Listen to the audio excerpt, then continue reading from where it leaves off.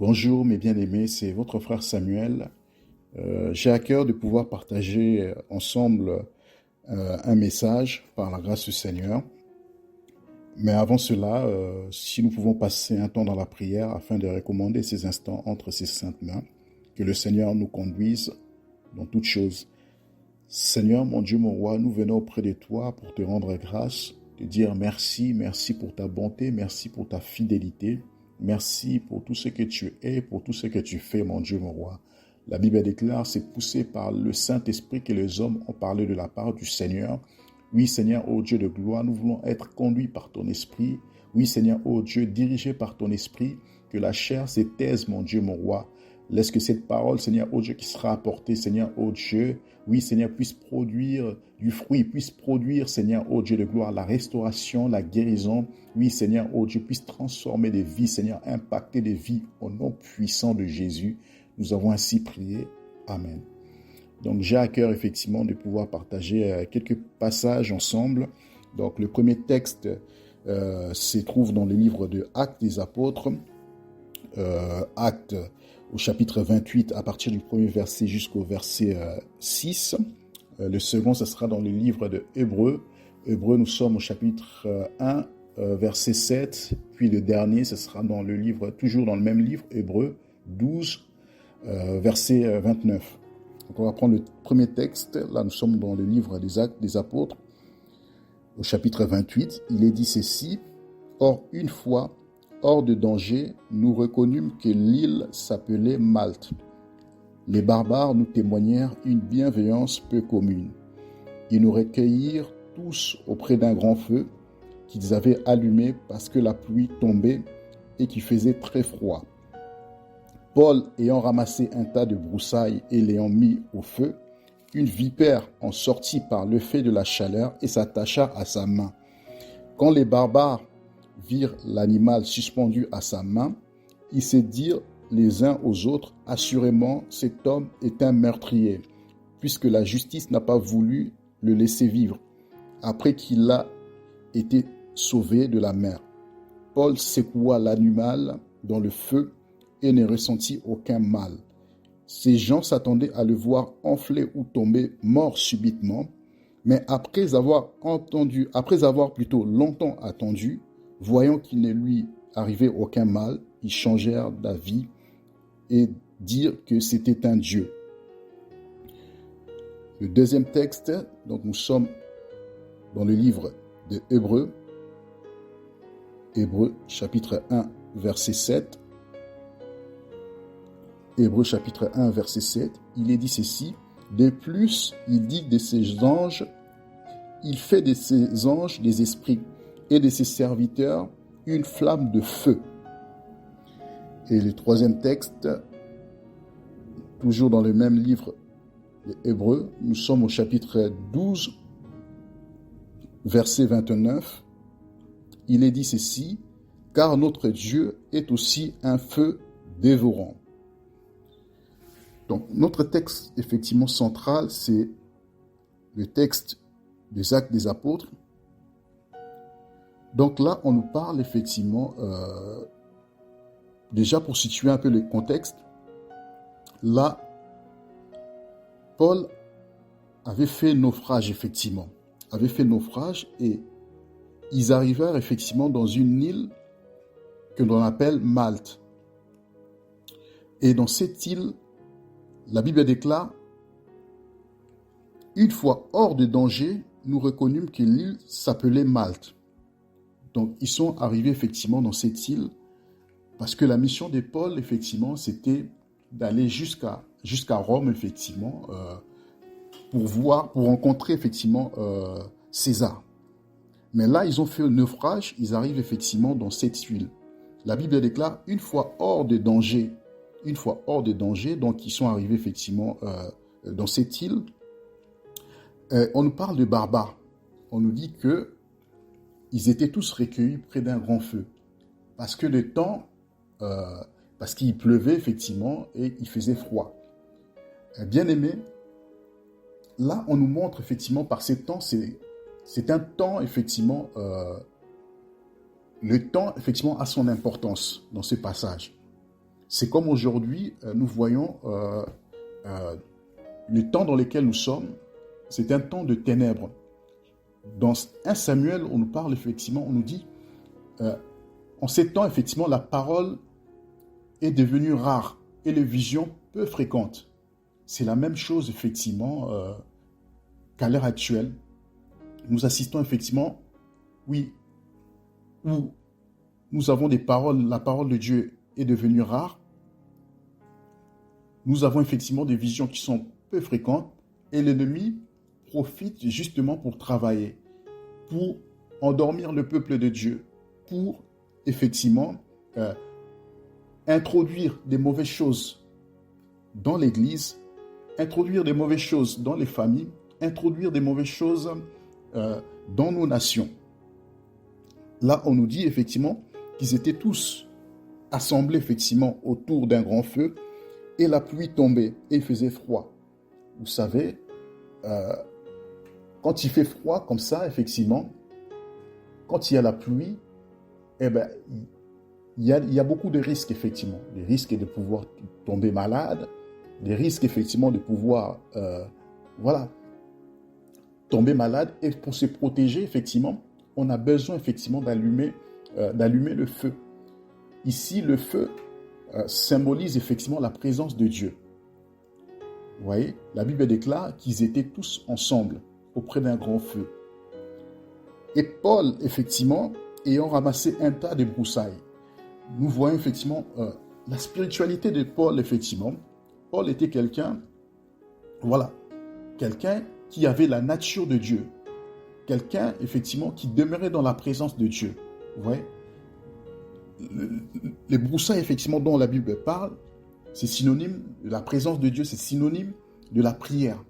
Donc, Paul, pour attiser encore le feu de l'esprit, le feu de la prière, il va ramasser un tas de broussailles. Et la Bible déclare, par le feu de la chaleur, une vipère est sortie et s'attacha à sa main. Pourquoi? Effectivement, lorsqu'on est dans la présence du Seigneur, lorsqu'on est dans la prière, effectivement, on manifeste la nature de Dieu. Et dans la nature de Dieu, aucune sémence de l'ennemi ne peut résister. Aucune sémence du diable ne peut résister. Là, nous le voyons effectivement que la vipère, par le fait de la chaleur, s'attacha à sa main. Et la Bible déclare que lorsque les barbares virent cela, ils se dirent effectivement, assurément, que cet homme était un meurtrier. Or, ils ne savaient pas que Paul était effectivement un enfant de Dieu, était un serviteur de Dieu. Paul avait la nature de Dieu. Comme nous l'avons lu effectivement dans Hébreux, la Bible déclare que le Seigneur fait de ses serviteurs des flammes de feu. Des flammes de feu. Vous voyez, le venin, effectivement,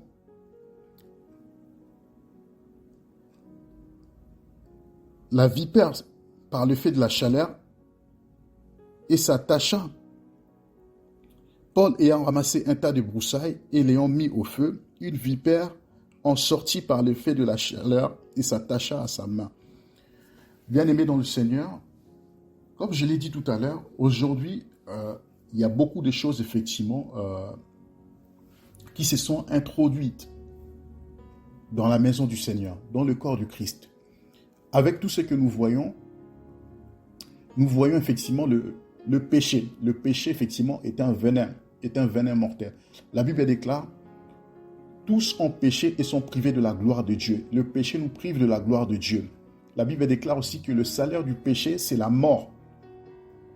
Vous voyez, le salaire du péché, c'est la mort.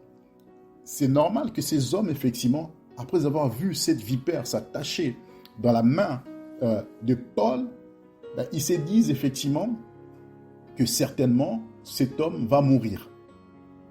C'est la même chose. C'est ce que fait le péché. Aujourd'hui, il y a des choses qu'on ne tolérait pas. Les gens ne toléraient pas, mais avec le temps, on commence à tolérer des choses, on commence à cajoler même le péché. Des choses, effectivement, qu'on avait vomi autrefois, maintenant, malheureusement, on retombe dans les mêmes choses. Des choses qu'on a dénoncées autrefois, malheureusement, ces choses, avec le temps, nous ont rattrapés. Vous voyez, il y a des traditions, il y a des coutumes, il y a pas mal de choses, effectivement, qui sont rentrées dans l'Église. La Bible parle effectivement de feu étranger. De feu étranger. On nous dit qu'effectivement, ces hommes ont ramené le feu étranger dans la maison du Seigneur. Ils oublient que notre Dieu, comme nous l'avons lu tout à l'heure, est aussi un feu dévorant. Ça, il ne faut pas l'oublier. Vous voyez? Donc, ces gens ont commencé à attendre. Ils ont commencé à attendre. On n'a pas précisé effectivement combien de temps s'est écoulé effectivement par rapport à leurs attentes. Mais la Bible déclare qu'ils ont attendu longtemps. Pourquoi attendre longtemps? C'est le temps en fait. Avec le temps, petit à petit, on commence effectivement à tomber dans le sommeil spirituel. Petit à petit, on commence à perdre la vision. On commence à perdre le goût des choses effectivement du Seigneur. La Bible déclare, cherchez premièrement le royaume et la justice de Dieu et le reste sera donné par-dessus. Vous voyez, malheureusement, on a changé. Les hommes ont changé leur vision. Ils ont commencé effectivement à accepter effectivement plus des choses qui sont de la terre. Avoir des choses de la terre, ce n'est pas mauvais. Mais n'oubliez pas que cela ne doit pas être notre priorité. Ça aussi, c'est un venin. C'est un venin. Vous voyez? Paul, justement, ayant la nature du Seigneur, Paul étant un homme spirituel, il va se dire non. Il va poser un acte prophétique en secouant la vipère. Vous voyez? Lorsqu'il secoua la vipère, la Bible déclare que Paul n'a ressenti aucun mal. Parce que Paul avait la nature de Christ. Paul marchait selon les principes du Seigneur. Paul avait le Saint-Esprit. Vous voyez? Il est dit, marchez selon l'Esprit et vous n'accomplirez pas les choses de la chair. Là, nous sommes effectivement dans Galates. Vous voyez? Car la chair et l'Esprit sont tous les deux opposés. Vous voyez?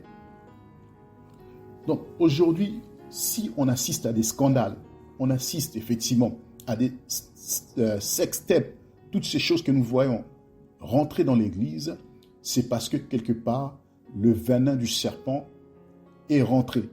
Le diable a réussi effectivement à injecter le venin. Le diable a réussi effectivement à introduire des mauvaises choses. Le diable a réussi, oui, par la séduction. La Bible déclare que Paul dira effectivement à Timothée, sache que dans les derniers jours, il y aura des temps difficiles. Les hommes auront la démangeaison d'entendre, oui, des bonnes paroles, des paroles qui leur sont agréables. Oui, et s'attacher à des fausses doctrines, effectivement, des doctrines de démons. C'est ce que nous voyons, effectivement. On voit, effectivement, par-ci, des prophéties qui n'ont ni tête ni queue. Excusez-moi. On voit des hommes faire le show. On fait le show en donnant les noms de ton cousin, de ta tante. On fait le show. Hein? On donne des numéros de téléphone, toutes ces choses pour impressionner la... Mais c'est des fausses doctrines. Ce n'est pas biblique, toutes ces choses.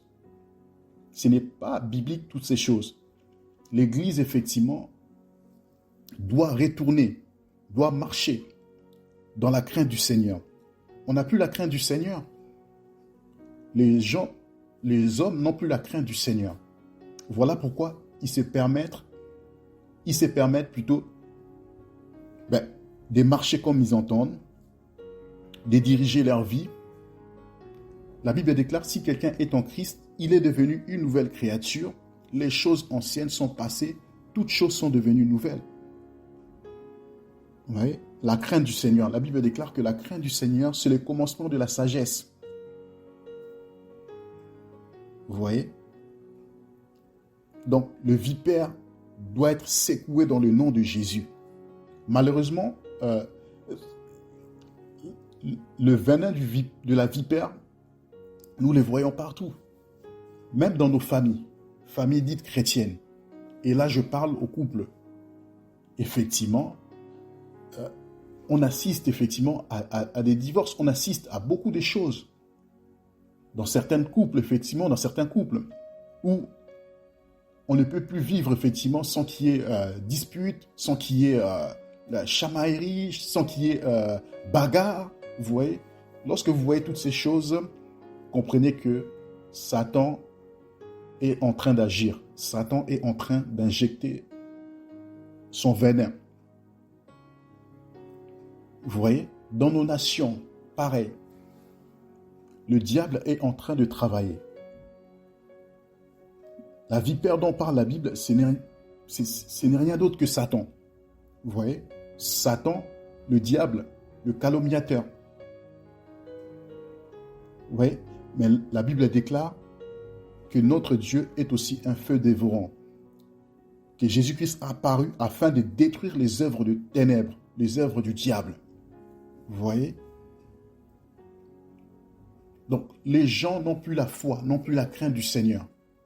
Ce sont des choses qui sont devenues rares, comme au temps de Samuel. La parole était devenue rare, les visions peu fréquentes, nous dit sa parole. Ouais. On a perdu le zèle, on a perdu le feu de l'esprit.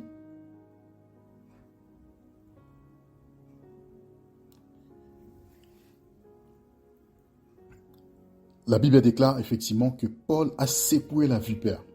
Comment secouer la vipère? Je vais vous donner quelques clés que le Seigneur effectivement m'a montrées. La première clé plutôt, c'est la prière. Eh bien, la Bible déclare prier sans cesse. La prière, voilà, c'est parler à Dieu, c'est communiquer à Dieu, c'est un échange, c'est un dialogue. Vous voyez, je parle à Dieu, j'écoute, Dieu me parle, voilà. C'est vraiment un dialogue. Il y a deux interlocuteurs, effectivement, on parle. C'est ça la prière. Et la prière, ce n'est pas fonction de temps. La prière, c'est une vie. Lorsqu'on dit prier sans cesse, ce n'est pas prier H24, ce n'est pas être là en train de parler en langue, rabababa chata. Non, ce n'est pas ça. Non. Lorsqu'on parle de prier sans cesse, en fait, c'est notre attitude. Notre esprit doit être connecté à l'Esprit de Dieu. Parce que c'est le Saint-Esprit qui connaît les profondeurs du cœur du Seigneur. C'est le Saint-Esprit qui nous révèle toutes choses. C'est le Saint-Esprit lui-même, dans nos moments de fatigue. C'est le Saint-Esprit qui prend le relais, voilà, qui prie, qui intercède en notre faveur. Vous voyez? Mais pour cela, on doit être disposé. On doit marcher dans la crainte du Seigneur. Ouais. Il y a des choses qui s'activent lorsqu'on marche dans la crainte du Seigneur. Les deux sont liés. Vous ne pouvez pas être un homme de prière et être un homme désobéissant à Dieu. Ça ne marche pas. Ça ne marche pas. Lorsqu'on parle de la prière, on voit aussi la crainte du Seigneur. La Bible déclare que la crainte du Seigneur, c'est le commencement de la sagesse. Malheureusement, lorsqu'on n'a pas cette sagesse divine, on ne peut pas veiller.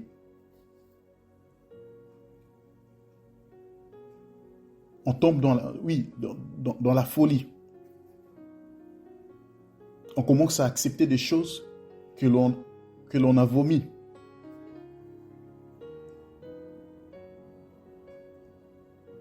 Vous voyez? C'est la prière, la crainte du Seigneur. Dans la prière, c'est là où on va manifester la nature du Seigneur, la nature de Dieu. La Bible déclare que Paul a secoué la vipère et il n'est senti aucun mal. Lorsqu'on marche dans la crainte du Seigneur, on est constamment dans sa prière, on est constamment dans la prière, par l'Esprit,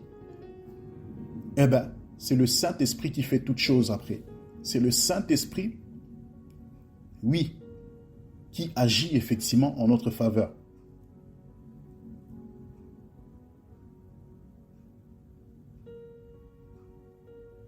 Comment faire aussi pour secouer la vipère? C'est en ayant la parole de Dieu. Car Christ est le chemin, la vérité et la vie. La Bible déclare, au commencement était la parole, et la parole était avec Dieu, et la parole est Dieu. Vous voyez?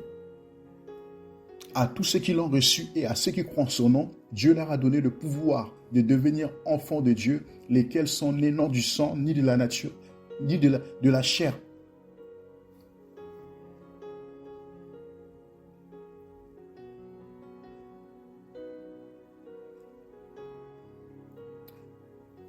Donc c'est ça, mes bien-aimés, la parole du Seigneur. Nous devons, oui, obéir à cette parole. La Bible déclare, ne vous bornez pas seulement à l'écouter, mais plutôt mettez-la en pratique. La pratique de la parole du Seigneur, la Bible déclare que celui qui m'aime, c'est celui qui garde mes commandements. Il faut garder les commandements du Seigneur et pratiquer cette parole même. On peut connaître tous les versets de la Bible, c'est gloire à Dieu.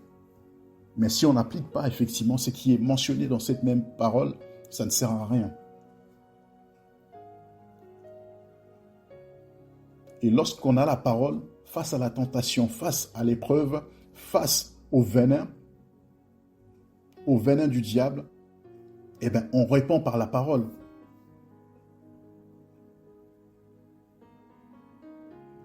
Ainsi, on le voit lorsque Christ effectivement a été tenté par le diable. Qu'est-ce qu'il disait à chaque fois? Il est écrit, il est écrit. Lorsqu'on n'a pas la parole, on n'a pas la connaissance, effectivement. La Bible déclare, mon peuple périt faute de connaissance. C'est la connaissance qui nous sauve, c'est la connaissance qui nous ouvre les yeux, c'est la connaissance, effectivement, voilà, qui fait ôter ce voile, en fait. Lorsqu'on n'a pas la parole, on est aveuglé, on ne voit pas, en fait. La Bible déclare que ta parole est une lampe à mes pieds, une lumière sur mon sentier. C'est la parole qui nous conduit vers la destinée, effectivement. C'est la parole qui nous conduit vers le Seigneur, parce que lui-même étant le chemin, la vie et la vérité.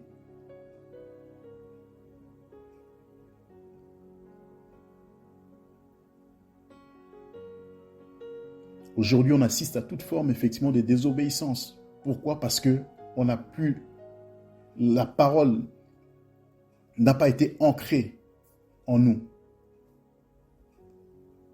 Les hommes n'ont pas été enracinés, fondés dans cette parole. Malheureusement, Paul dira, je ne me lasse de vous répéter les mêmes choses, car pour vous, cela est salutaire.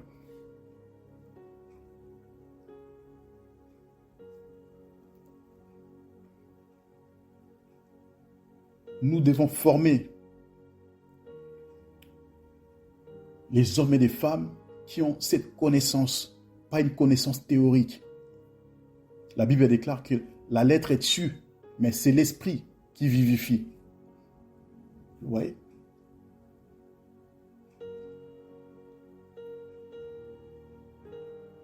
Beaucoup tombent, effectivement, parce qu'ils ne sont pas laissés. Ils ne se sont pas laissés transformer par cette parole. La parole a pour but de nous changer, de nous transformer à l'image de Christ, de gloire en gloire. C'est ça l'objectif de la parole. Ce n'est pas pour nous exciter.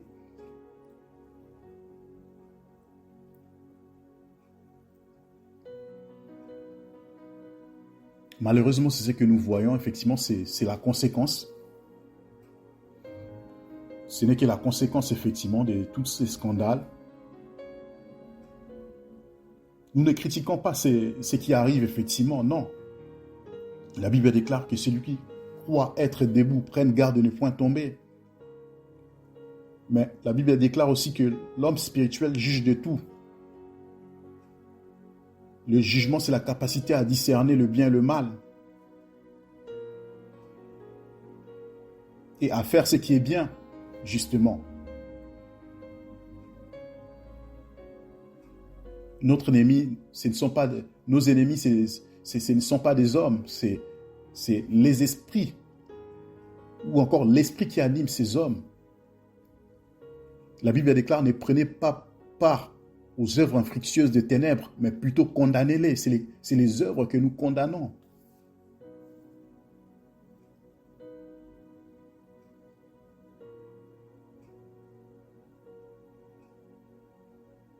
Bien-aimés, nous devons revenir à la parole du Seigneur. Bien-aimés, nous devons marcher dans l'obéissance, dans la crainte du Seigneur.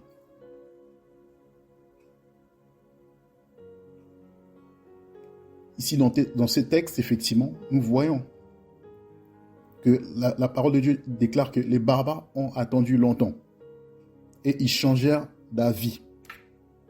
Et dire que c'était un Dieu. Vous voyez? Lorsqu'on a la nature de Christ, eh bien, cette nature vient sur nous en fait. Cette nature fait de nous des dieux. Avec un petit D, bien sûr, un petit D.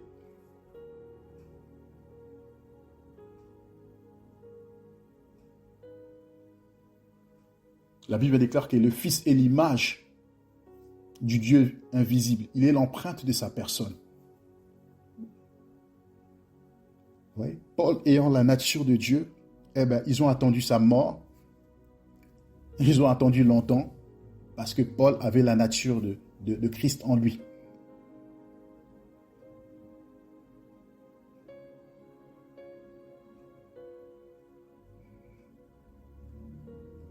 Et par la suite, nous le voyons. Comment est-ce que le Seigneur a utilisé Paul? Parce que Paul n'avait pas encore achevé sa mission. Vous voyez? Avec le temps, eh bien, il y aura beaucoup de choses dans le temps. Mais si nous avons en nous la nature de Christ, même si nous avons été mordus par la vipère, son venin ne va nous rien faire. Parce que nous avons en nous la nature de Christ.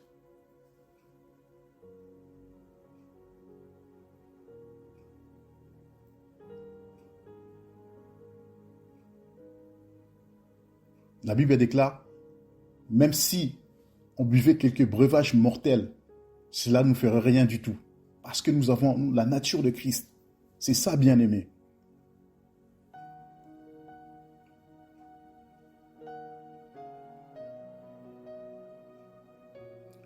Oui, le temps peut être notre allié. Le temps aussi, oui, peut être notre ennemi. C'est dans le temps, justement, que l'on voit, qu'on peut savoir la vraie nature d'une personne, effectivement. C'est pour cela que nous devons veiller. Beaucoup, malheureusement, n'ont pas pu veiller et ils se sont laissés aller et la chair a pris le dessus. Veillons, que ce soit effectivement dans nos couples, que ce soit effectivement pour ceux qui sont mariés, bien évidemment, que ce soit effectivement dans nos familles, que ce soit, oui, dans l'église corps du Christ. Nous avons besoin de manifester la nature de Christ.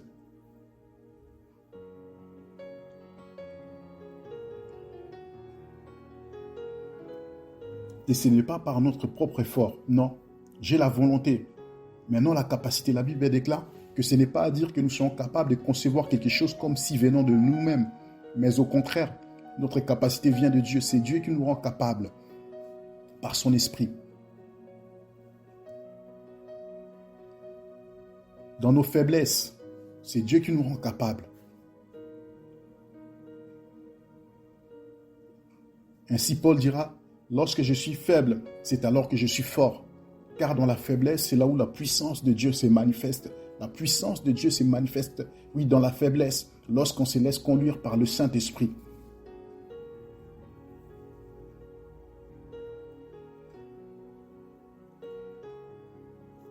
La vipère doit être secouée dans le nom de Jésus.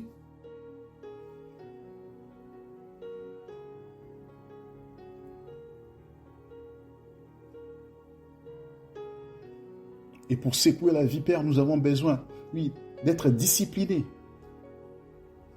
d'être des vrais disciples. un disciple, c'est celui qui est comme son maître. Nous devons faire comme notre maître. Comment Jésus marchait sur la terre. Il nous a montré l'exemple. Malheureusement, aujourd'hui, très peu sont de vrais disciples.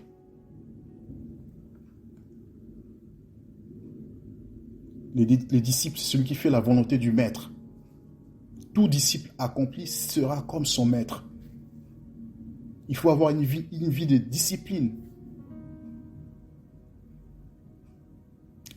Le contraire, effectivement, de la discipline, c'est le désordre.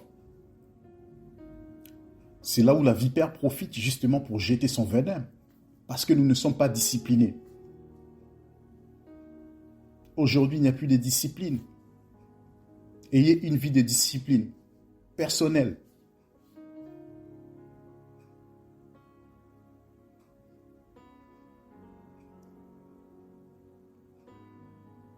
Une vie de discipline dans le jeûne, en ayant une vie de jeûne et de prière, de méditation de la parole du Seigneur. C'est ce à quoi nous devons aspirer, mes bien-aimés. La discipline, c'est très important. Ne pas faire comme tout le monde, parce que nous ne sommes pas tout le monde, justement. Malheureusement, avec le temps, il faut faire comme tout le monde. Ouais, c'est le siècle présent. C'est ça. Tout le monde va à gauche, tout le monde va... Nous tous, on va à gauche. Non, non, non, ce n'est pas ça. Nous ne sommes pas pareils. Chacun de nous a un rôle à jouer. Chacun de nous, oui, a une vision à accomplir.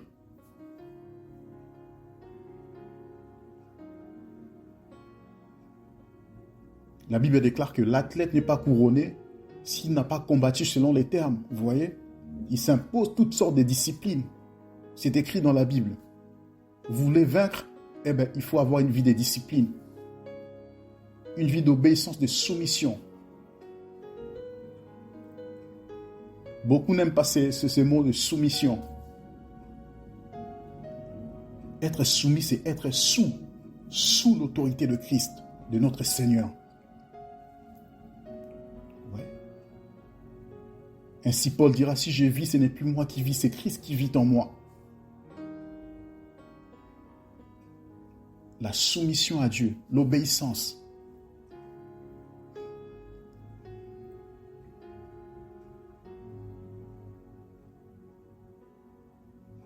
Marcher dans la crainte du Seigneur, dans l'amour.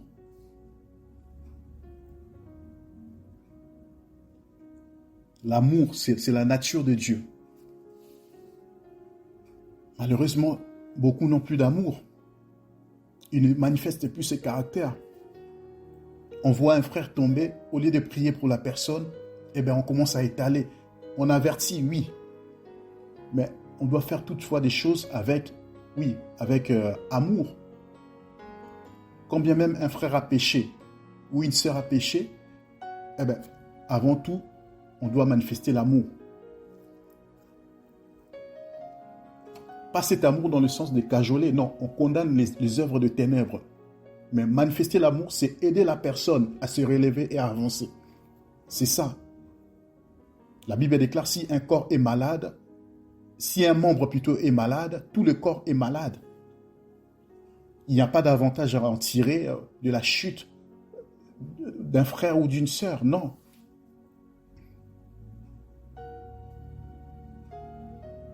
La jalousie, toutes ces choses, c'est les œuvres de la chair.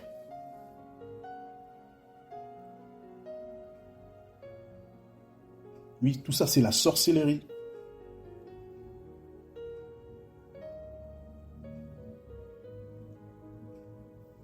Lorsqu'on n'aime pas voir son frère percer, avancer dans la vie, le frère est en train d'avancer spirituellement, financièrement, physiquement, on commence à le jalouser. On commence à porter un mauvais témoignage contre ses frères. Ça, c'est la sorcellerie. Il y en a, ils lui souhaitent même la mort afin de récupérer tous ses biens, afin de récupérer tout ce que la personne possède. Ça, c'est la sorcellerie. La sorcellerie, ce n'est pas seulement voler la nuit ou... Non, non, non. La sorcellerie commence dans le cœur. Un mauvais cœur, c'est aussi la sorcellerie. Avoir un mauvais cœur.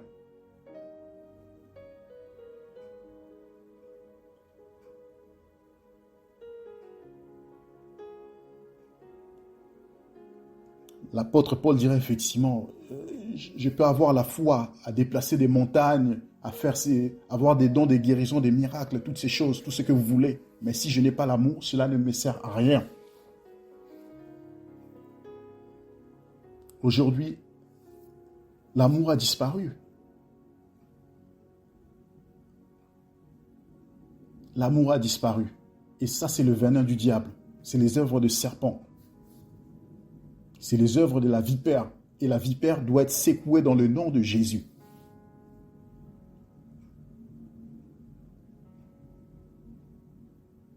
La vipère doit être secouée dans le nom de Jésus. Il n'y a que Jésus qui peut arrêter cette hémorragie que nous sommes en train de connaître. Puisque c'est Jésus seul, eh bien, on doit marcher, vivre comme Jésus, être à son image. C'est ça, mes bien-aimés.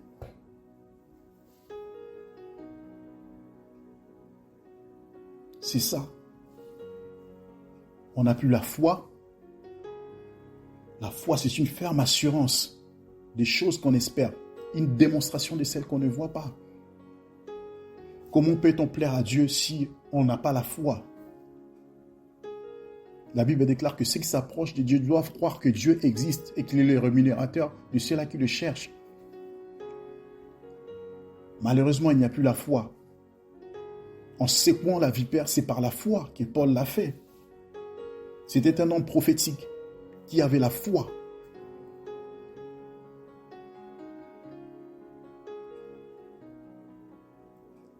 Que le Seigneur nous aide. Que le Seigneur nous aide.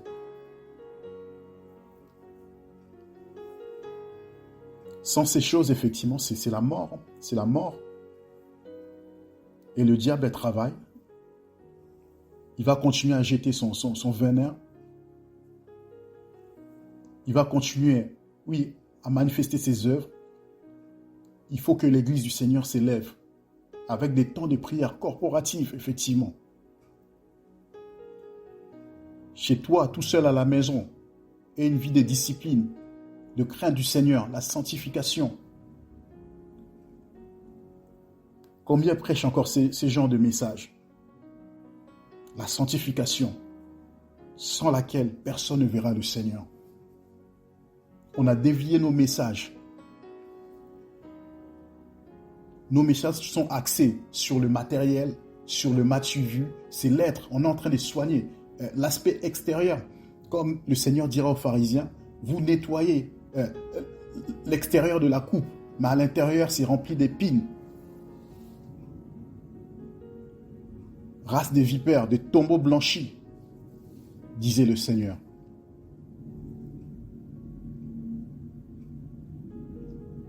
La vipère doit être secouée dans le nom de Jésus. Les petits démons là doivent être chassés dans le nom de Jésus. Il faut que la mission de Dieu s'accomplisse. Comme dans ces passages, on voit effectivement la mission de Paul a continué. Il y a eu des choses terribles qui se sont passées. Paul a prêché la parole avec feu, autorité. Et la Bible déclare que des gens accouraient, venaient l'écouter. Il y a eu des miracles et des guérisons.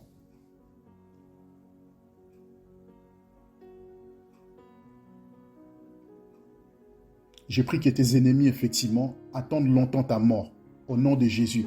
Ceux-là qui parlent mal de toi, ceux-là qui sont en train de concocter des mauvaises choses, qui soient dans la confusion. Que le diable et ses agents soient dans la confusion. Que la confusion soit dans leur camp. Je prie que tu sois un vrai disciple qui marche selon les principes de Dieu. Toi qui étais tombé, que Dieu puisse te relever, car le chemin est encore long. Le chemin est encore long, mes bien-aimés. Personne n'est arrivé. La Bible déclare que nous courons tous dans le but de remporter les prix de la vocation céleste. Personne n'est arrivé. Même si tu craches du feu, même si tu fais je ne sais pas quoi, personne n'est arrivé. La Bible déclare, vaut mieux la fin d'une chose que son commencement. Bien-aimés, nous courons tous. Nous courons tous.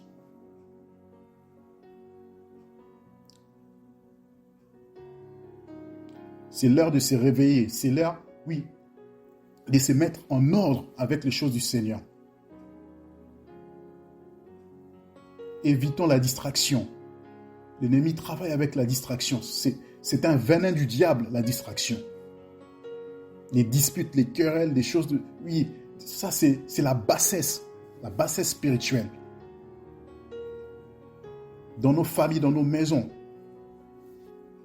instaurons, oui, des moments de prière intenses. Dans nos assemblées, des prières intenses, nous devons prier. La Bible déclare que les ténèbres ne régneront pas toujours. Nous sommes dans un temps de ténèbres, dans un temps où il fait sombre. Mais l'Église doit se lever davantage dans la prière, dans la consécration la plus totale à Dieu. Il y a beaucoup de dangers qui sont en train de se passer là. Mais l'Église, malheureusement, la plupart sont endormis.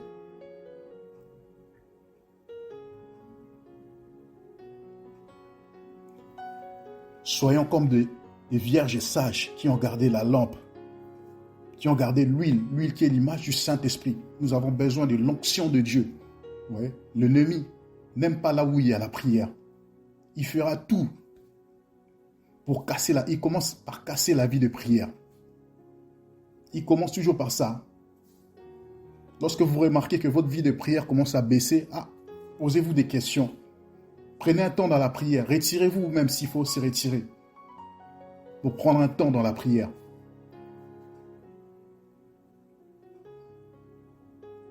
Le diable est rusé.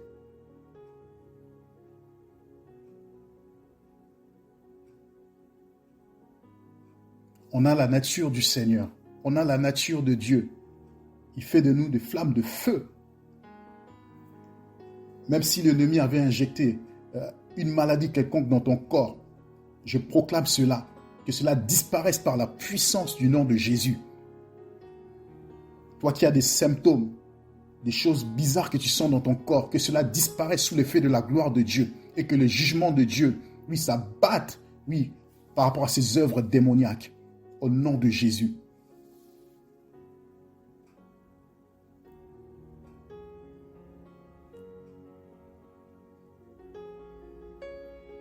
Marchons comme le Seigneur, vivons comme le Seigneur, mes bien-aimés. Ce n'est plus le temps à être dans la distraction, à courir derrière qui que ce soit. Non. On doit tous nous aligner à la parole de Dieu. Notre objectif, c'est le ciel.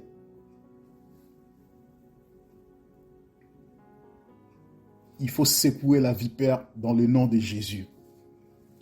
Voilà ce que le Seigneur avait mis dans mon cœur, mes bien-aimés. Je nous encourage à demeurer ferme, à rester focalisé sur Christ, centré sur Christ. Lui seul, effectivement, va nous couronner là-haut.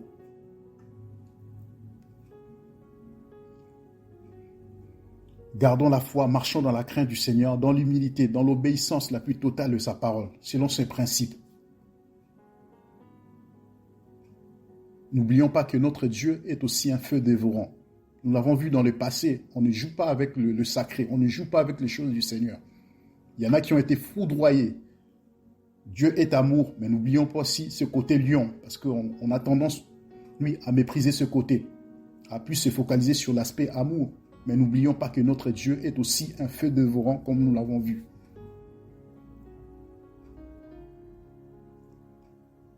Oui. Voilà pourquoi Dieu est en train d'exposer les œuvres des ténèbres que nous voyons. La Bible déclare ces choses leur sont arrivées pour nous servir d'exemple. Lorsque le Seigneur commence à juger, à exposer des faits comme ça, ça doit nous inspirer la crainte du Seigneur. Toi qui es dans la sorcellerie, répands-toi. Toi qui es dans le péché, répands-toi. Toi qui es dans la convoitise, répands-toi. Dieu nous aime, il use de patience afin que le maximum soit sauvé. Mais sa patience, sachez-le mes bien-aimés, n'est pas une faiblesse. Sa patience n'est pas une faiblesse.